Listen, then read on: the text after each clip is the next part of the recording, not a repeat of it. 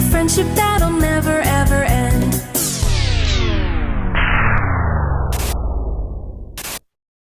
Run!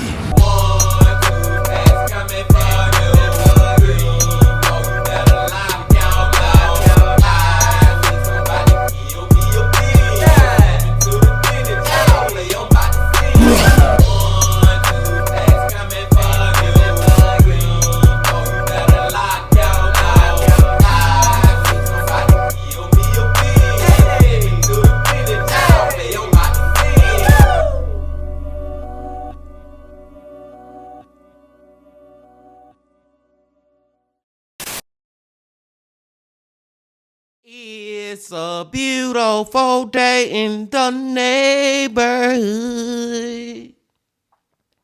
Reaction Beanie Yo 754. Tighten that neighborhood, my brothers and sisters. As we proceed to give you what you need, we're about to go back to who? Ryan from Tragedy Tales. Another Tragedy Tales Tuesday being team.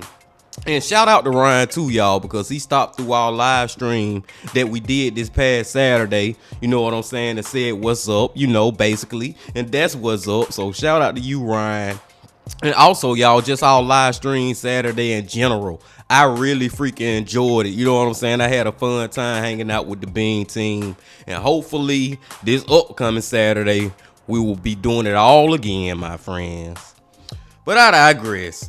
The title of the video is Fatal Blast, 5 clips before horror, number 21. Now, another thing about these clips before horror that we be watching from Tragedy Tales is one thing that I be then started to realize, y'all, that a lot of these clips before horror could be prevented, like 100% prevented. Long story short, story long. But it's always these freaking employees of whoever that's being unsafe, being negligent, you know what I'm saying, not following the proper safety measures, and then it's just go crazy. And I'm pretty sure we're about to get at least one other example of that today, but I don't know for real, but we're about to see. But before we see, Bean Team, y'all know what y'all got to do. Get whatever you may need. Get what you need, please. It is a Tragedy Tales Tuesday. Y'all got what y'all need. Y'all ready to go? Then let's go.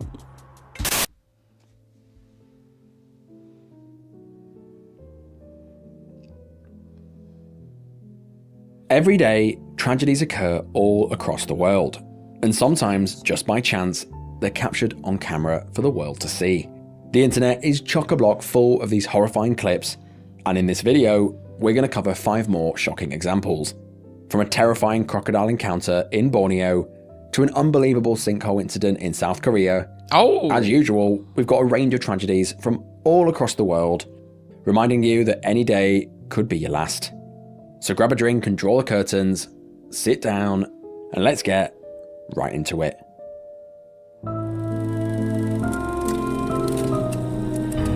Get whatever you may need.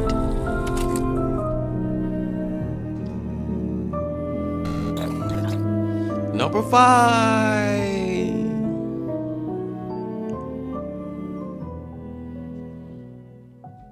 This first entry takes us to the eastern edge of the island of Borneo, Indonesia. Running through the region is the Mahakam River, a massive body of water that stretches over 900 kilometers. This river is a lifeline for people who live nearby. It's used for everything from fishing to transport and even washing. But beneath the surface, it hides something far more dangerous. The Mahakam River is known to be crocodile infested, something that the locals were well aware of, yet sometimes they must risk to wash or travel. On the afternoon of September the 15th, 2017, a 16-year-old boy by the name of Arjuna went down to the river to wash. As he stood there in the shallows, a crocodile leapt out of the water and struck him. Oh. Arjuna was dragged under the water in seconds, and sadly, he never resurfaced.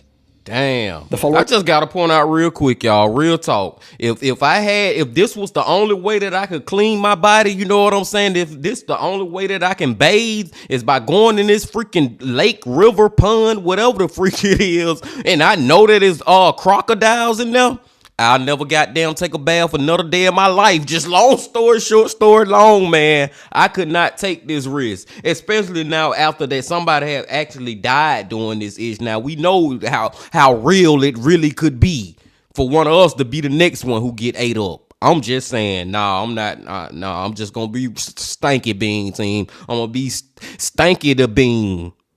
Following morning, on September the 16th, despite extensive search efforts by the police and locals, there was still no sign of Arjuna. This is when a specialist was called in to help locate him. Police, as well as locals, contacted a man who lived nearby named Suparanto. Suparanto was known as the Crocodile Shaman and claimed to have supernatural powers to communicate with and control wild crocodiles. Sounds amazing, right? This crocodile shaman seemed like the perfect answer, and so, that morning, he soon found himself by the river as well. He was ready to wade in and find the boy who went missing the previous day. All captured on video, witnesses watched as he lowered himself into the dangerous waters, the same exact place where the 16-year-old had been swept away the previous day. Multiple people watched as he swam confidently through the river, completely believing that he had these supernatural powers that rendered him immune to the crocodiles. The crocodile shaman, Suparanto, chanted and conducted a prayer to protect himself as well as summon the crocodile that had snatched the boy. It actually looked like it was going okay. I can't see any crocodiles. The shaman could be seen swimming peacefully across the murky waters, performing the ritual to summon the beast.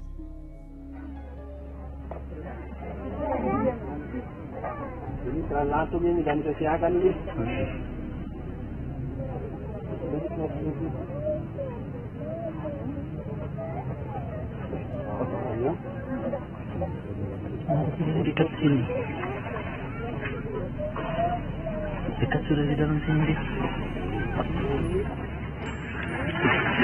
Like, this is just crazy. This man really think he got freaking superpowers. Completely out of the blue, Suparanto was snatched under the water, and within just seconds, he too disappeared. Oh.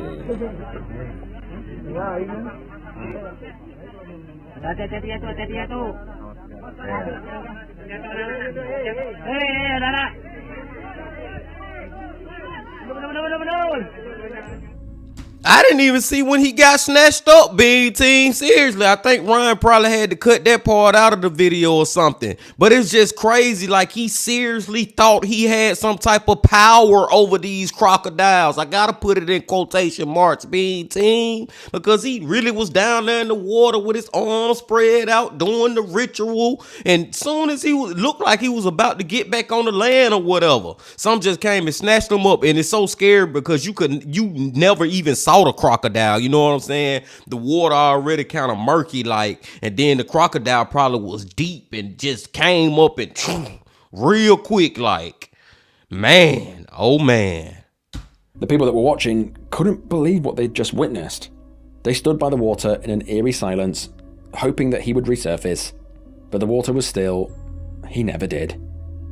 Suparanto said that he was protected and that he could communicate with the crocodiles, but this clearly wasn't true. Not long after he was taken, a large crocodile could be seen dragging an object through the water. It was clear that this was Suparanto in his jaws. The famous crocodile shaman had finally met his match. Rescue teams continued their efforts, and the following day, not only was the 16-year-old located near to where he was snatched, but Suparanto was also found floating later that evening.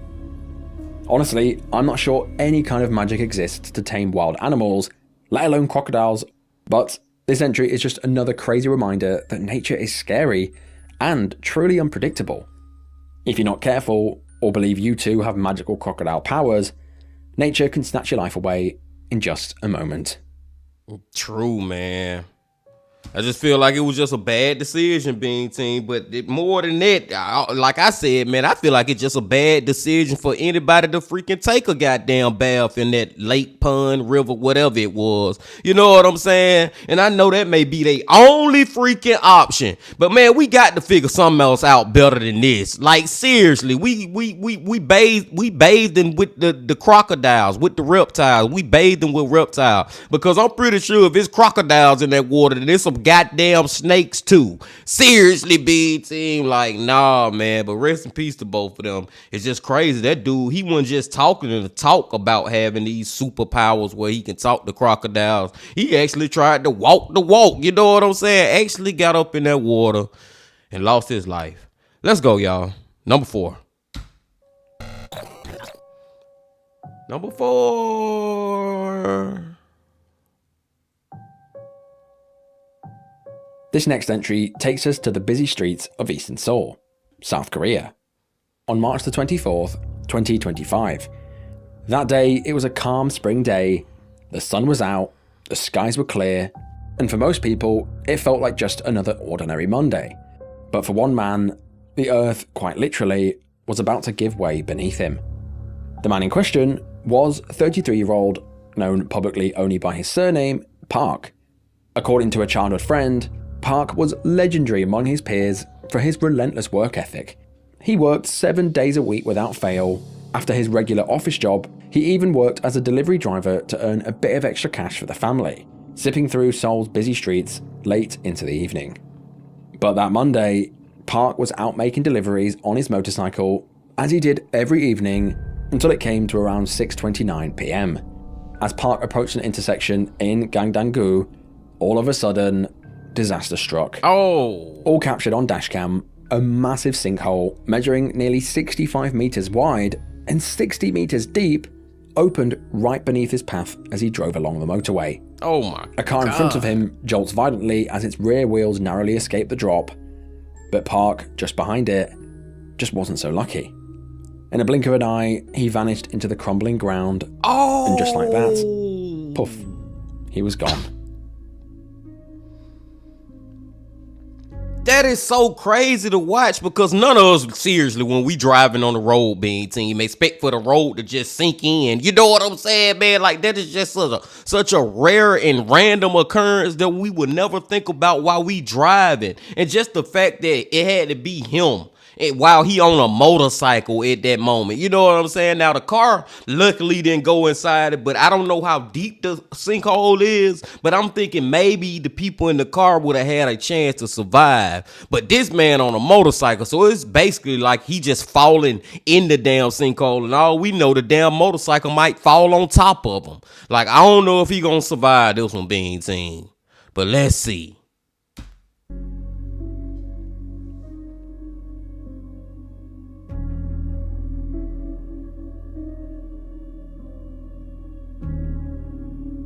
Oh!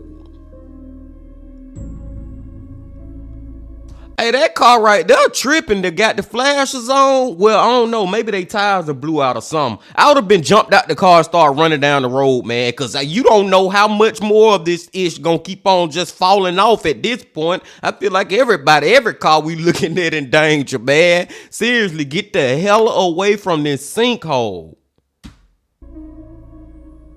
Now, I've already covered a case where a woman fell into a sinkhole and was actually never found. The problem with sinkholes is that you never know how deep they're gonna go. It might look 20 meters deep, but underneath, it's far, far deeper than even that. Some sinkholes are formed from man-made constructions failing, like pipes or sewer systems, but sometimes they're just a result of corrosion of the underpinning rocks, such as limestone and salt, leading to weakness and eventually a sinkhole.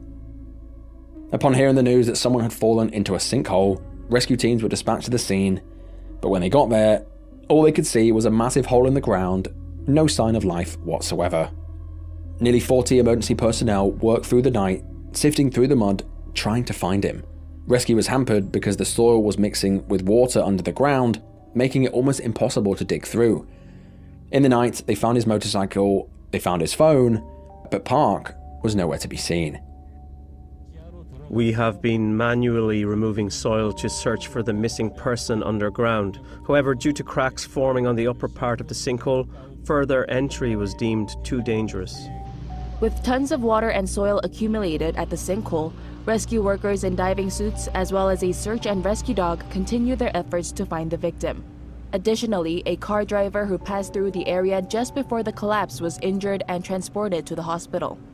Schools in the area decided to close on Tuesday as a precaution for student safety. Rescue efforts continued, and 17 hours later, at 11:22 a.m., part was finally discovered, buried in thick mud more than 160 feet below the surface of where he'd been swallowed. Absolutely terrifying. Yes. As I said, at least his body was recovered, but I can't even begin to imagine what his last moments were. Just pitch black, buried by falling mud, suffocating on it. He probably didn't even know what happened. Initial investigations as to why this occurred couldn't rule out the possibility of human man-made underground voids, and evidence pointed towards a nearby subway construction. Now, this case was truly shocking. It's another prime example that death can truly strike. It can take you off this planet at any moment. Yes. So as I say, treasure your loved ones, and if for any reason you see a sinkhole forming, don't go anywhere near it, because it could very well be the last thing that you do. Man, rest in peace to Park, y'all. And Ryan Wright, like, I cannot even imagine what his last moments, what was going through his brain, because it just happened out of nowhere. He driving on the freaking freeway, thinking about where he going or thinking about whatever. You know what I'm saying? And just for that freaking road to just, that sinkhole to just happen. And yeah, I remember that one with the woman walking down the street. That was another crazy one. Later, just walking down the damn street, man, and the damn sinkhole just happened. Man, like Brian said, it's so many ways that you can lose your life, being team. Like, when you really think about it, it almost feel like it's an infinite amount of ways. Like, seriously. And that was just another example. Let's go to number 3. Number 3.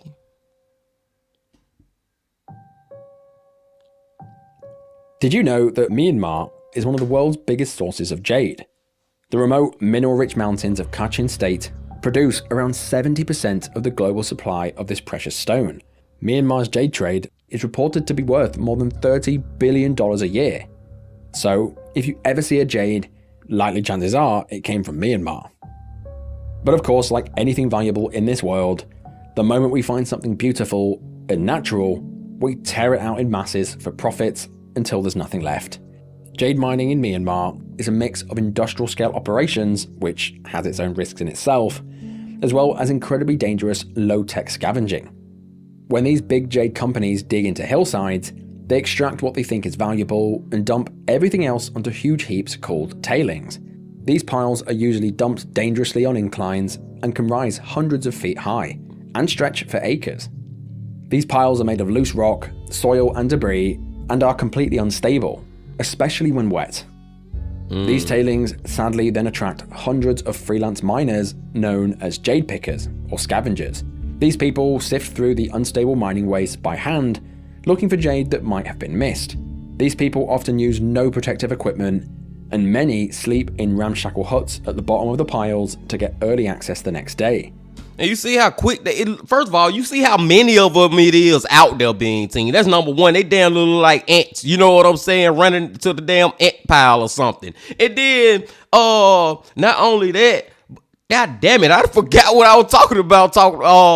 Talking about how many of them it is, but you see how fast they running towards this ish. Like, these people, like, over in some of these countries, man, over in some of these freaking countries, y'all, it's like they just be freaking desperate for the money in any type of way, willing to. Because me personally, just watching it, it just looked like, man, y'all risking the F out of y'all life doing this ish, but they so eager to do it. Crazy. Let's go. In Myanmar sits the Pakant Township. Here resides the world's biggest jade mine, employing thousands of people, supplying jades all across the world. Now, some workers that work in mines in Myanmar are illegal and underage. working for 12 to 16 hours a day, often 7 days a week. These workers endure some of the most inhuman conditions on Earth. Long hours, no safety, toxic exposure, drug addiction, as well as the constant risk of death. Also, the world can buy a shiny green stone. Now, all of this work sounds extremely dangerous, and that's because it is. Big J companies, some with ties to the military or even powerful elite in the government, often claim to follow safety protocols to a T. But, in practice, safety is rarely enforced, oversight is weak, and corruption is widespread. The companies behind it have no problem using real people as disposable tools in the process, ignoring the fact that the work is brutal and often fatal. Between 2008 and 2024, over 600 people were killed in more than 10 landslides that occurred just in the Picant township, with many other deaths going unreported. But on July 2nd, 2020, a tragedy would occur that would be the worst in the country's history. Leading up to July 2nd, continuous and intense monsoon rains were hitting the Picant region. But this wouldn't stop the hundreds of workers and pickers heading towards the jade mines. After all, it was monsoon season. A bit of rain isn't going to stop them doing their day-to-day. It's expected. However, at approximately 6:30 a.m, as many were already at work at the mines, as well as scavenging, a terrible noise began to echo through the mountainside. Low rumbling and cracking noises could be heard from the distance, described as a deep growl. Just seconds later, one of the massive debris piles gave way, and those on the top were instantly swallowed. Those further down saw a huge wave of debris coming down the mountainside like a tsunami. This wave of thick, fast-moving sludge and debris was 20 feet high and moved like a freight train. Some might have paused, looked up, some shouted to run, but there was just no time to react. Those caught in its path did not stand a chance. Although it looked like water, for the miners, it wouldn't have felt as you'd imagine. It would have been thick, choking sludge, crashing into them with the weight of a collapsing building. It would have felt like being tackled by a mountain. All those that were picking and scavenging just couldn't escape. They soon found themselves trapped in sludge before being buried alive. And as I always say, a total catastrophe unfolded. Yes. The landslide didn't just bury people, it swallowed an entire worksite. Bodies disappeared into the sludge, motorcycles were crushed like tin, as well as heavy machinery. Recorded in this video, you can see how the landslide fills the bottom of the mountain like water in a bowl. Hundreds of people had died within moments. Like, it's so many people in that landslide, we really just can't see them, Bean Team, but it's hundreds of them, because we seen earlier how many of them it was running. Like, it's crazy. Like, that image just crazy to me. And then you see this image right here, the actual landslide, and you put two and two together. Oh my God, that was a freaking, like, massive burial, so to speak, happening in real time.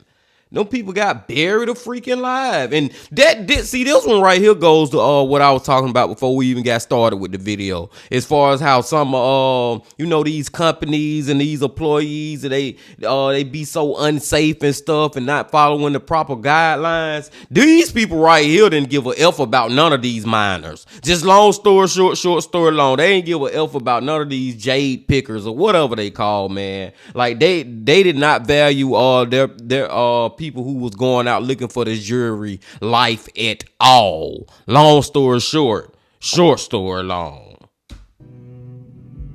As it continued to rain, the Myanmar Fire Services Department, as well as the army and other government units, quickly rushed to the scene and dove into the sea of mud and twisted debris, hoping to find some people alive.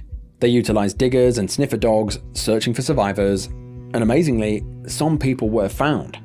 But for the majority of workers, it was too late. Rescue teams combed through the mud for days, and by the end of this ordeal, it had turned into the deadliest mining disaster in Myanmar's history, with at least 174 confirmed deaths and over 100 people still missing. The majority of the latter were never recovered at all. Weirdly, in order to be accounted for in the death toll, your body had to be recovered, and if it wasn't, you were just on the list of the missing.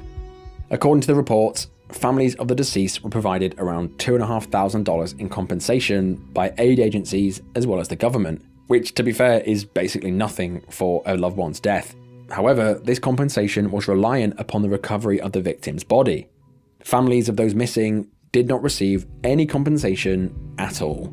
Wow. In the wake of the disaster, environmental and human rights organizations such as Global Witness condemned the government's failure to enforce safety regulations and called for immediate reforms in the mines. They urged for the suspension of large-scale, illegal and dangerous mining operations and demanded accountability for companies violating safety and environmental standards. However, these calls for reform went unheeded. Thousands of people still mine in the worst conditions possible. Thousands more pick jade from the piles. Another landslide occurred in the following year and killed at least 3 people, leaving 70 to 100 missing. Wow. So more like 100 or so deaths. Yes. It seems like this horror is doomed to repeat itself forever until significant changes are made. Man, that's just a tragic situation that those people in, because I get it. Like they almost have to do this stuff to survive. They have to go out here in these fields and do this dangerous ish. Even the little kids, y'all, like watching stuff like this, and it goes back to the what that was, number 5, the first video we watched with the whole crocodile and the taking the baths in the freaking lake or whatever. You know what I'm saying? A lot of this just make me feel like, as a American citizen, a citizen of the United States, it just let me know how blessed and how good I really got it too, compared to other people in the world. You get what I'm saying, Bean Team? Like, it's people out here who have to really risk their lives doing this dangerous ish that they know at any point in time they could basically lose their life if this mud just decide to start sliding. You get what I'm saying, man? It's just like, but they got to do it. And then, like I said, the authorities, the companies, they don't give a F about none of that. Either you're gonna work and make this little money or you're not. And best believe if you don't, somebody will. You know what I'm saying? That's their mind frame with it. Oh, just an effed up situation, Bean Team. Rest in peace to everyone who have lost their life doing that crazy ish. I'm talking about every freaking one. Oh, I digress. We still got 2 more to go, y'all. Let's go. Number 2. Next up, we've got a truly terrifying clip that was recorded in Trujillo, northwestern Peru, on the 21st of February 2025. Located in the southwestern part of Trujillo was the Real Plaza shopping center. Built in 2007, this shopping center featured a variety of stores, restaurants, and after several expansions, a food court and even a cinema. It sounds better than the malls that we've got nearby. This shopping center was something that the locals went to often, bringing their kids, friends and family to have a good time and spend some hard-earned dosh. In 2023, the then mayor of Trujillo ordered the closure of the Real Plaza due to its structural deficiencies and said publicly that the appropriate thing to do would have been to have it demolished. However, the plaza reopened to the public in January 2024 amid pressure from other politicians. So, that Friday, over 300 people were inside the shopping centre, with the majority of the visitors inside the food hall. This food hall was the centrepiece of the mall. As it always is in every mall, there's food shops galore, and in the evening, as you'd expect, it was full of people, eating food with their family, kids and friends. At approximately 8:41 PM, guests inside the food hall reported hearing a loud exploding sound coming from above. And then seconds later, a portion of the ceiling collapsed in the food hall. A portion measuring an area of approximately 700 to 800 square feet collapsed. This included the roof over a children's play area. Oh. Those caught in the debris didn't stand a chance as tons and tons of metal and concrete came crashing down on them, pinning them and killing some instantly. Over 300 people who were enjoying a meal suddenly found themselves trapped in a nightmare. As it fell, a plume of dust blanketed the room, and when it finally settled, patrons couldn't believe their eyes. God damn, man.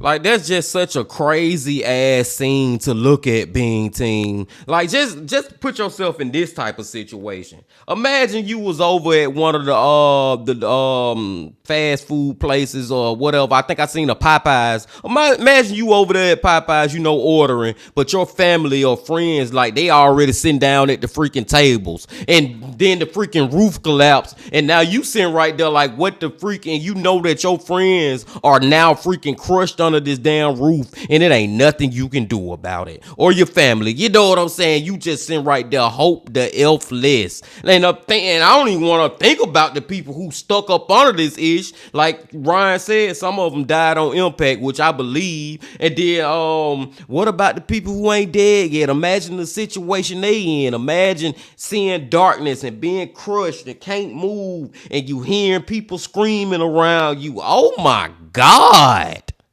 Imagine that. Several people were buried and screaming for help through the rubble. Survivors quickly trying to help those trapped, but struggled to move any of the heavy debris from off top of them. Of course, emergency services rushed to the scene. A team of over 100 firefighters and police worked to save those who they could and help those injured. Recovery teams also struggled to lift the heavy roof debris from those trapped, so they had to call in specialist hydraulic machinery in, delaying assistance to those critically injured under the rubble.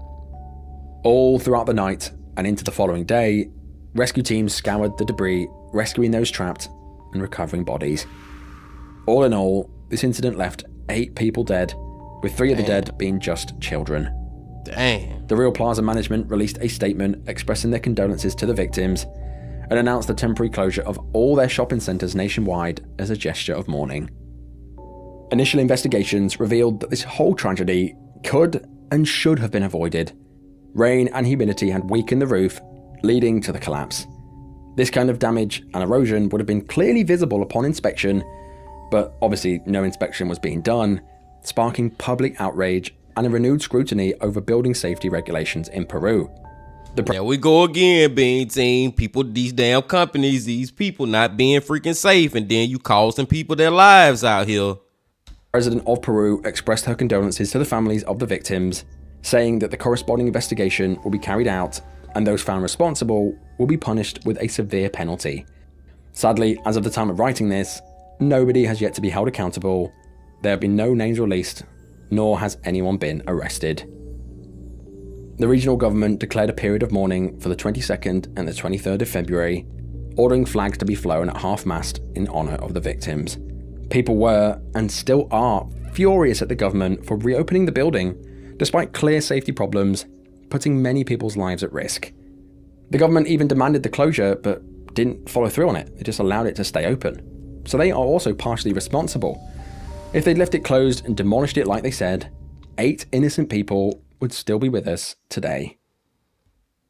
Yep, the government got to be held accountable for their ish too. And rest in peace of those 8 people. But I do feel like they family should be compromised, or whatever the freak word I supposed to be using, BT. You know what I'm saying, man? In a monetary way. And money will never bring their family or friends back. But still, man, I feel like you got to get some out of the situation. Like, seriously, man, like the government, bro, like, it's crazy that y'all was literally say and agree that this building should not be open, but y'all just gonna leave it open anyway, just gonna continue to let it run? I'm done. Let's go to number 1. Number 1. This next entry brings us to a place that's sadly all too familiar on this channel, India. Or more specifically, the state of Madhya Pradesh in the town of Hardar on February the 6th, 2024. In Hardar, located in the Baragar area, was a 3-story fireworks factory. This factory was initially built on rural land, but after 20 years of business, it found itself situated in a densely packed part of town, surrounded by homes and shops. This factory employed approximately 200 people and was one of the main job opportunities for locals in the area. Despite this particular fireworks factory having a long history of deaths and failed inspections, it remained open. In 2015, an explosion at the factory resulted in the deaths of 2 workers. Owner Rajesh Agarwal was sentenced to 10 years in prison in 2021, but he appealed this verdict and actually remained free on bail, continuing to run his various fireworks factories all across India. But of course, on that fateful day, the sun was shining as it always does. Nothing was out of the ordinary, but unbeknownst to the locals and the workers inside the factory, a tragedy would soon unfold, and it would turn into total terror. At around 11 AM, as locals and workers bustled about the factory, producing fireworks, grinding gunpowder, all of a sudden, a box of stored gunpowder fell and somehow ignited a fire. Before anyone could do anything, it jumped from the gunpowder and straight onto the large stacks of fireworks nearby. By the time this occurred, it was already far too late to fight the blaze, and workers began fleeing the building en masse. But for some, they just weren't quick enough. Before long, it was up in a ball of flames. By 11 AM, the fire had completely engulfed the building, sadly with several still trapped inside. As locals and first responders rushed to the scene, all captured on camera, the burning building suddenly exploded into a cascade of flames, completely obliterating the factory as well as many surrounding homes and buildings. This blast was so severe that it threw debris fragments up to 250 meters away, and the sound waves shattered glass windows up to 5 kilometers away. And it's so crazy how you still can see the fireworks going off within the blaze. You know what I'm saying, man? Like, it's just one little slip up and look what it caused.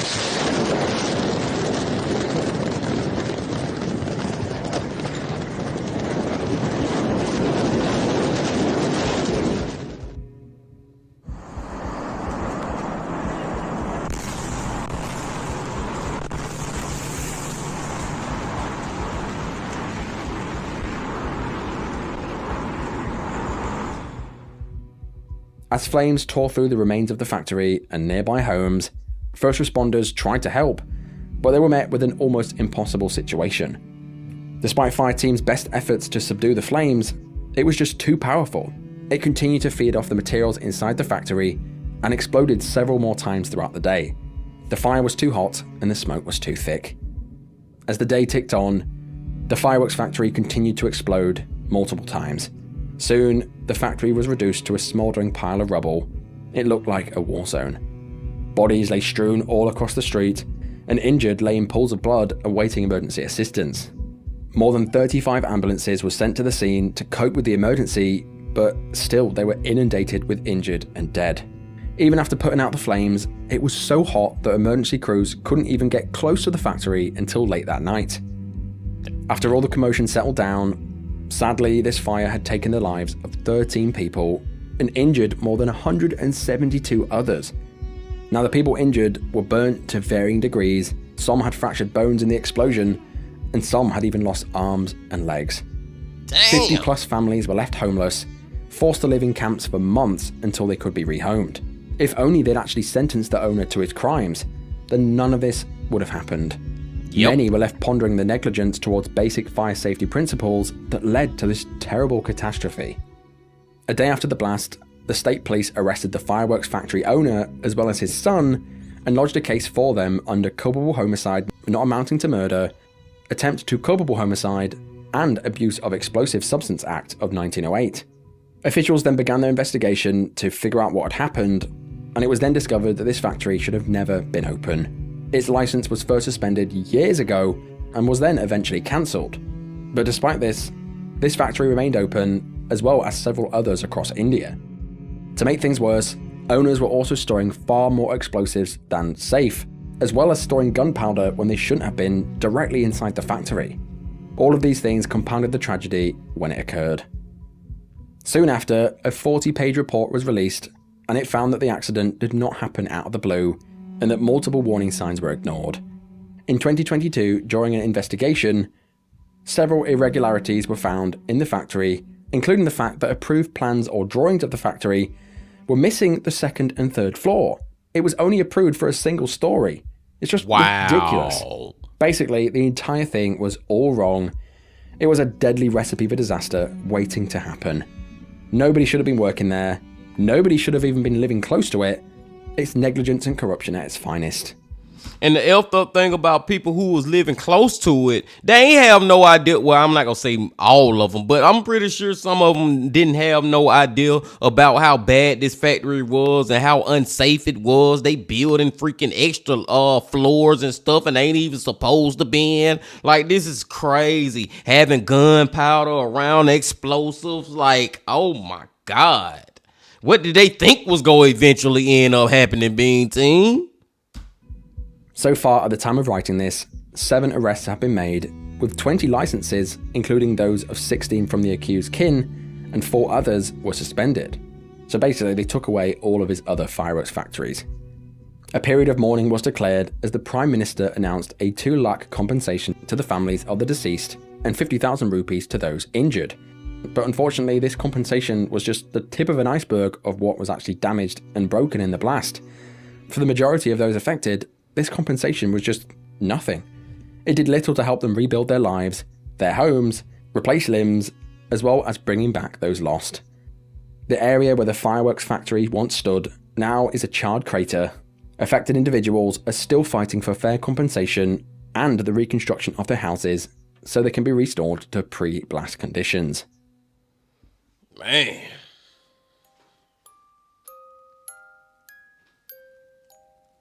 But that is the end of the video. May everyone featured rest in peace. I mean, wowzers trousers. Wow, that's what I thought. Wowzers trousers. Again, I'm amazed that I'm still able to find clips like these. One of the main reasons I started this series was to shine a light on tragedies that you may not be aware of. Tragedies that may not appear in the news. Honestly, it's a bit strange what does and does not hit international attention. But starting from the top, we've got the crocodile incident in Borneo. I'm lost for words. It's truly sad that a 16-year-old was snatched by the croc, but for the crocodile shaman to willingly wade into the place where the boy was snatched just the previous day is pretty silly. He may have believed he could communicate with the crocs, and it may or may not have worked in the past, but in this case his luck ran out and it cost him his life. So, lesson learnt, don't trust anyone when they say they can tame nature, because nature just can't be tamed. Then we've got the sinkhole death in Seoul. Holy moly, how sudden that occurred was just insane to me. Park was just driving along, working hard to provide for his family, and the ground literally opened up beneath him to swallow him. This case is a prime example of when it's your time to go, it's your time to go. I'm glad that at least his body was found, because as I said, I covered a case previously where a lady fell in and was never discovered despite several weeks of searching. Then of course we can't forget the landslide in Myanmar. This one really hit me hard. The people working at these mines have literally no other choice but to head there and pick what they can. There's no other jobs in this area that pay this well, and so they risk their lives.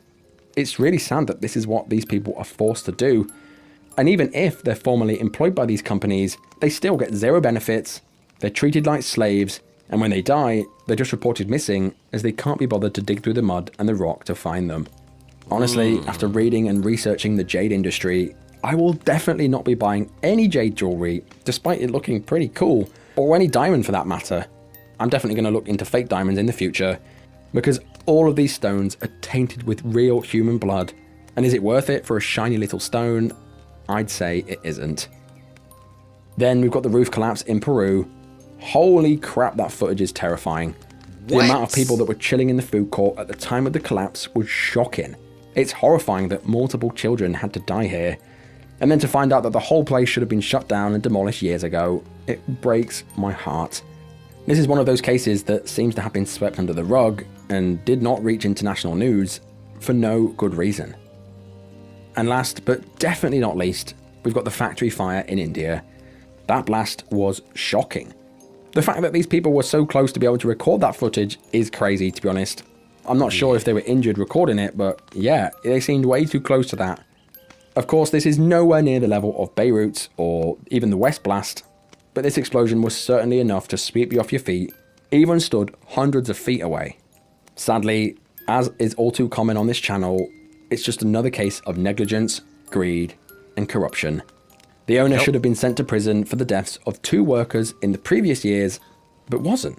How can you kill someone at work in an explosion, appeal your sentence, and just walk free? It just really boggles my mind, to be honest with you. If the owner had been sent to prison when he should have been, or if the factory had been shut when all of these safety violations were reported through the years, then none of this would have happened. The owners were storing fireworks in larger quantities than ever allowed, and even storing dangerous explosive gunpowder nearby. It was just waiting for something to go wrong, and I really hope the families affected get the compensation they deserve, because this was horrifying, tragic, and totally avoidable. But, most importantly, what did you guys think of this one? As always, I tried to read all the comments below, so do let me know your opinions on these cases.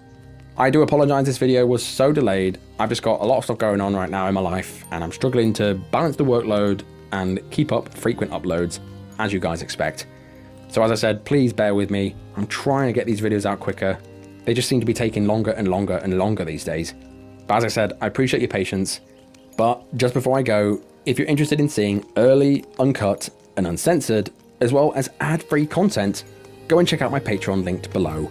And while you're down there, tap that sub button, as well as the notification bell to be alerted at when I release content such as this.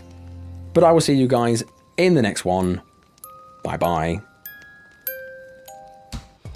Another Tragedy Tales Tuesday, Bean Team. Ryan just said it at the end, man. Like, that is, and I said it at the beginning of this freaking reaction. Like, that is one thing that is so common throughout these clips before horror. Like, a lot of this ish could be prevented 100%. But you got these freaking employers and that's hiring these employees and don't give a damn about their freaking safety. You get what I'm saying, Bean Team? It's like, dude, and not only them, like just the public, the civilians, none of them. That's one takeaway. Another takeaway real quick, it goes back to what I was saying earlier when I was like, man, I really do feel like I'm blessed to be born and living in the United States. I'm a United States citizen, you know what I'm saying? Because some of these countries, the stuff that these people go through just to make freaking money, man, just to be able to take a bath, you know what I'm saying? It's just freaking terrible.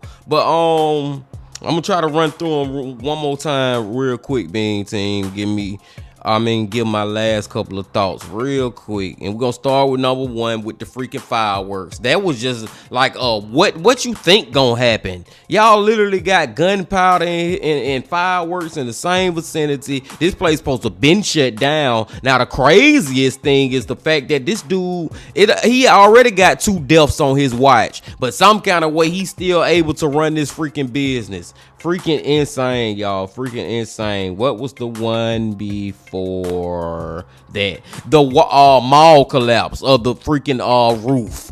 Like, that's just one of those ones that just be like, it's something you will never expect. You will never expect to go to a freaking shopping mall, be in the food court, and then the damn roof just collapsed down. Like, oh my God, that place shouldn't have been open either. But people just don't care. They don't care about that. They just want your money. Give me money. Give me money. That's all they freaking care about, man. And people lost their lives in that crap. The one before that, the freaking the jade pickers, man. This goes to the point I was talking about. Like, these people are forced to go out here every day and try to find these jades, and just to see hundreds of them and how fast they was running trying to see if they can get it before the next person. And then Ryan showed an interview of the people or whatever. I guess they was shooting some type of documentary or whatever. But one of the ladies said something like, who was a jade picker. She was like, "This one day I'm gonna find a jade that's gonna change my life." Like, they really holding on to that, and they really willing to risk their life to change their lives. If you get what I'm saying, Bean Team, just for the possibility to actually change their lives. And it's just like, dude, man, it's crazy that they have to do that stuff just to survive and just to hopefully one day get up out of that life. I don't know, man. Like I said, y'all, it was a great video from Ryan, though. I do want to say that also. A great freaking Tragedy Tales. The one before that, the freaking sinkhole. We don't never drive down the road thinking that the damn road just gonna sink right in front of us. You know what I'm saying, man? For that to happen, and not only for it to happen to the dude on the motorcycle. Like, he on a freaking motorcycle, so the chances of him surviving is really slim to none. Like I said, if he was in a car, maybe, and you know, he had his seatbelt on and he fell, and maybe, just maybe, I don't know even at that point, but on a motorcycle, we already knew, Bean Team. We already knew how that outcome was gonna be.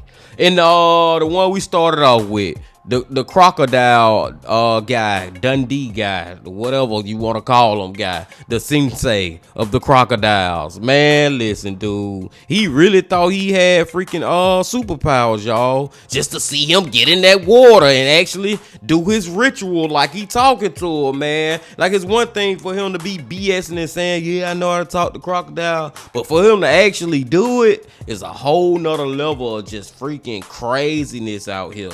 And he got snatched up. He most definitely got snatched up. Rest in peace to him and the 16-year-old who had died the day before. But that goes back to what I was talking about too. It's just sad that these people in some of these countries are forced, so to speak, in a way, to have to take baths in this place filled with crocodiles and God knows what else. You know what I'm saying, man? It's just a sad situation all around, Bean Team. Sad all a freaking round.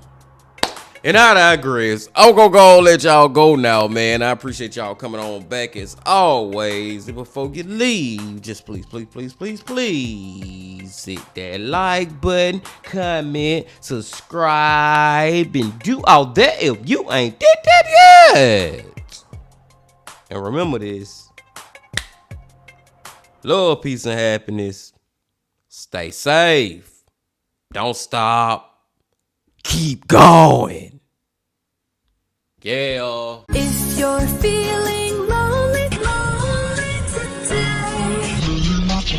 today, come along and throw your cares away. We're really glad that you're our friend, and this is a friendship that'll never ever end.